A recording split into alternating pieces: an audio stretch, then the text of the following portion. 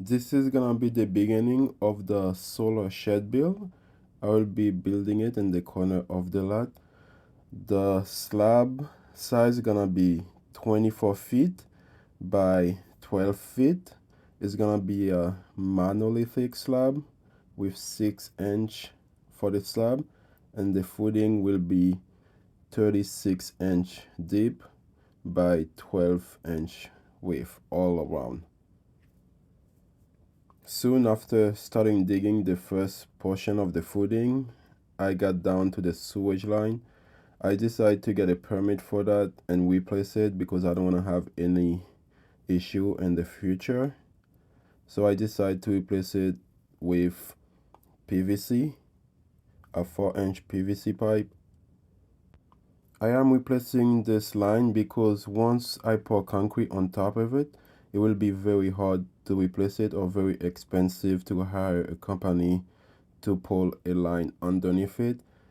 And soon after we moved into the house, I had to do a similar job closer to the house because the tree roots was going inside of the line. All those joints are where the tree roots can potentially get inside of sewage and clog it. This is a very labor intensive job. You can rent a tool to make it easier on yourself, or if you have friends or family, they can give you a hand, which will happen for me later in the video. Once I got down to the line, I was able to break it and start pulling it out, and this is what the inside of the sewage line looked like. The day I started pulling out the old sewage line, I got a couple extra hands for help just in case there was any setback, and also I could get the job done a lot faster.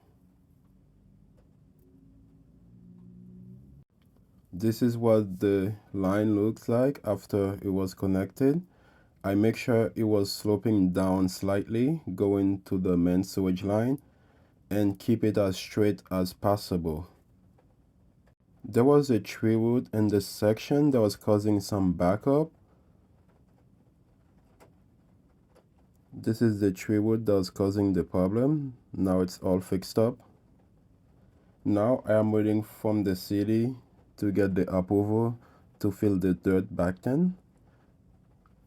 Once the city guy came over, I was approved and he said I was good to put the dirt back on top of the sewage pipe. Now the sewage line is fixed. I can continue working on the footing for the solar shed. The following day, I got some more help starting working on the footing. I am very fortunate and grateful to have friends and family that are willing to help me with this very physically demanding type of work. After a few days working on the footing, we got to the proper measurement. Then I ordered 3 tons of modified gravel.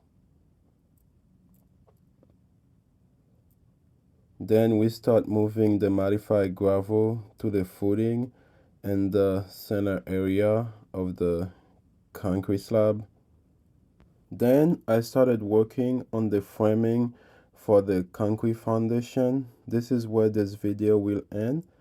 In the next video, I will be pouring concrete in this footing foundation. Thank you very much for coming to my channel. Have a good day.